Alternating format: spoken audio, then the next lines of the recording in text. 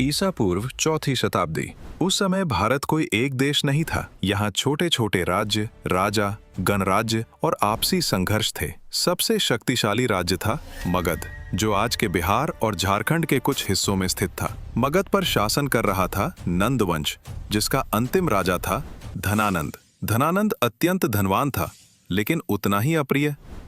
भारी कर, जनता से दूरी, अहंकार, सैनिक शक्ति पर घमंड।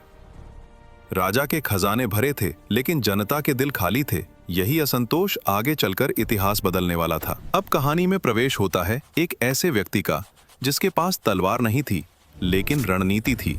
चाणक्य, तक्षशिला विश्वविद्यालय का विद्वान, राजनीति, अर्थशास्त्र और कूटनीति का जानकार, अर्थशास्त्र का रचयिता। इतिहास बताता है कि धनानंद ने चाणक्य का अपमान किया। उस अपमान ने एक साम्राज्य की नींव रख दी। चाणक्य ने उसी दिन शपथ ली, जब तक नंद वंश का नाश नहीं कर दूंगा, तब तक शिखा नहीं बांधूंगा। चाणक्य को चाहिए था एक ऐसा व्यक्ति जो युवा हो, साहसी हो और जिसे सत्ता की भूख नहीं बल्कि उद्देश्य हो। वहीं उसे मिला चंद्रगुप्त मौर्य। चाणक्य को दिमाग मिल गया था, अब उसे तलवार मिल चुकी थी। चाणक्य और चंद्रगुप्त ने गुप्तचरों का जाल बिछाया, जनता का समर्थन जुटाया, नंदों की कमजोरियों पर प्रहार किया। आखिरकार धनानंद पराजित हुआ और मगध की सत्ता नंद वंश से छिन गई। यही था मौर्य साम्राज्य की औपचारिक शुरुआत। उसी समय पश्चिम से आया था सिकंदर। उसने उत्तर पश्चिम भारत पर आक्रमण किया। कुछ क्षेत्रों में यूनानी सेनाएं छोड़ी, लेकिन जल्दी ही वापस लौट गया। इसका फायदा किसे हुआ? चंद्रगुप्त मौर्य को।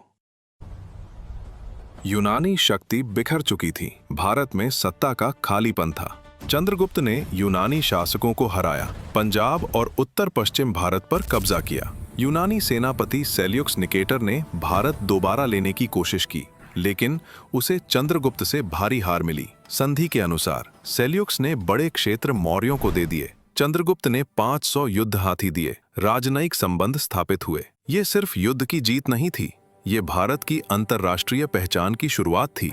अब मौर्य साम्राज्य भारत का पहला विशाल संगठित साम्राज्य बन चुका था। केंद्र में मजबूत प्रशासन, चारों ओर सैनिक और कूटनीतिक शक्ति, चाणक्य का दिमाग और चंद्रगुप्त की तलवार, यही मौर्य साम्राज्य की नींव थी।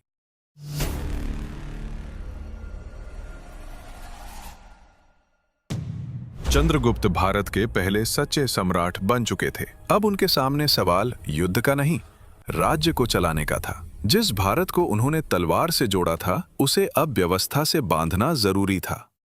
चाणक्य की सलाह पर चंद्रगुप्त ने मजबूत प्रशासन खड़ा किया, कर व्यवस्था बनी, सेना को स्थायी रूप मिला और पाटलिपुत्र इस नए साम्राज्य की धड़कन बना। दूर दूर से व्यापारी आए, विदेशी दूत पहुंचे और पहली बार भारत विश्व राजनीति में पहचाना जाने लगा।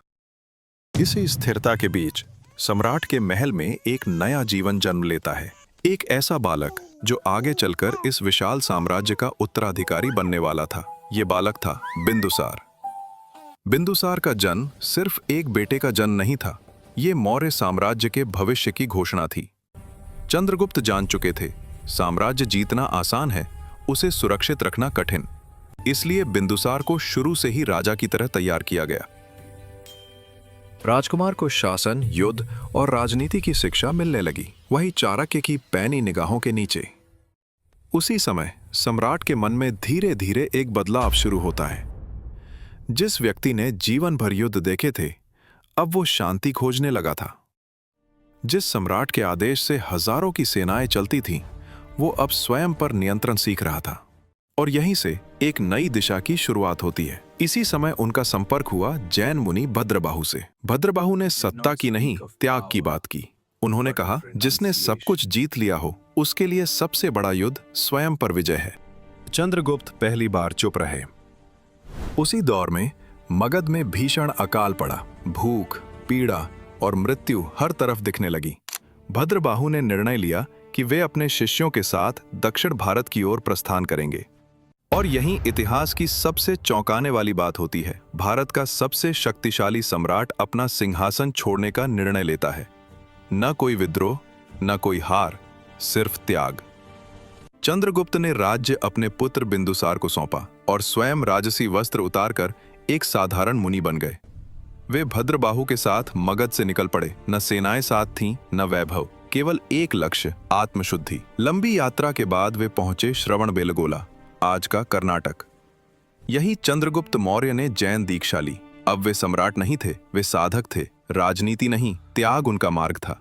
जीवन के अंतिम चरण में उन्होंने अपनाया संलेखना, धीरे धीरे उपवास द्वारा देह का त्याग। जिस व्यक्ति ने हजारों को आदेश दिए थे, उसने अंत में अपने शरीर को भी आदेश देना छोड़ दिया और शांति से इस संसार से विदा हो गया।